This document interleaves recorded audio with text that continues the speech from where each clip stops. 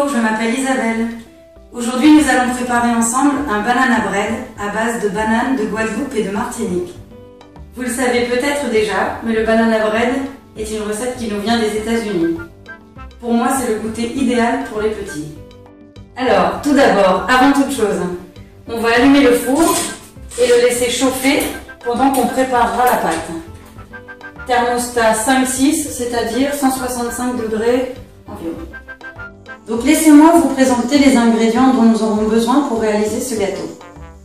Donc tout d'abord, la base du gâteau, des bananes de Guadeloupe et de Martinique, 120 g de sucre, 250 g de farine, 2 œufs, du beurre ou de l'huile. Dans mon cas, j'utiliserai de l'huile car mon petit est allergique au lactose. Et également, vous pouvez utiliser du lait, mais dans mon cas, nous utiliserons de la crème de soja. Et enfin, des pépites de chocolat, car ça fait toujours le régal des petits. Première étape, on va commencer par mélanger la moitié de la farine, c'est-à-dire environ 125 g, avec le sucre et la levure.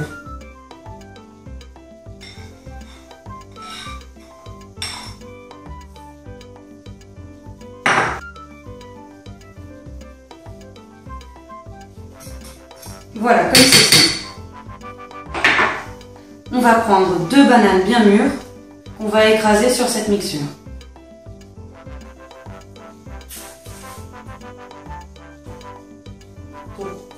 On enlève la peau des bananes.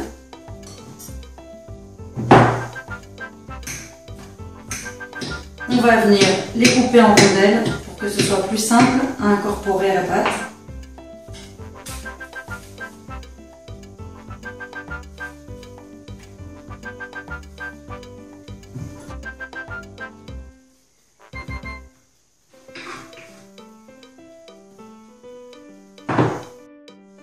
On va venir les écraser avec le dos d'une fourchette.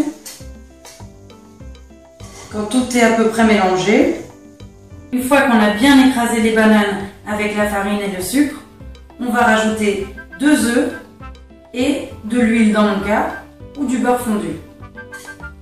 On mélange le tout et la pâte va devenir de plus en plus homogène.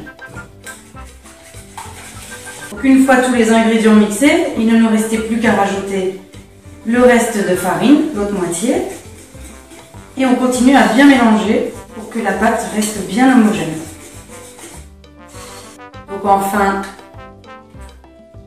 environ 2 cuillères à soupe de crème.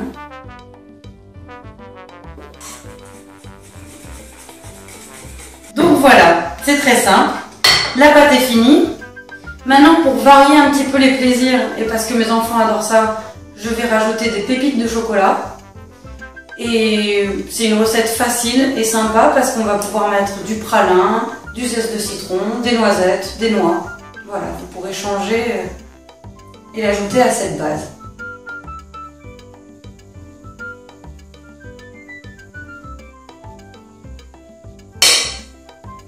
Voilà notre banana bread. Il ne nous reste plus qu'à le mettre dans le four.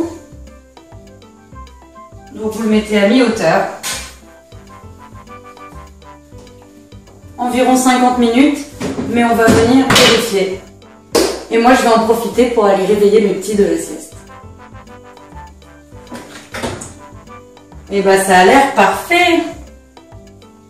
Voilà notre bon banana bread qu'on va laisser refroidir quelques minutes et après on va le déguster.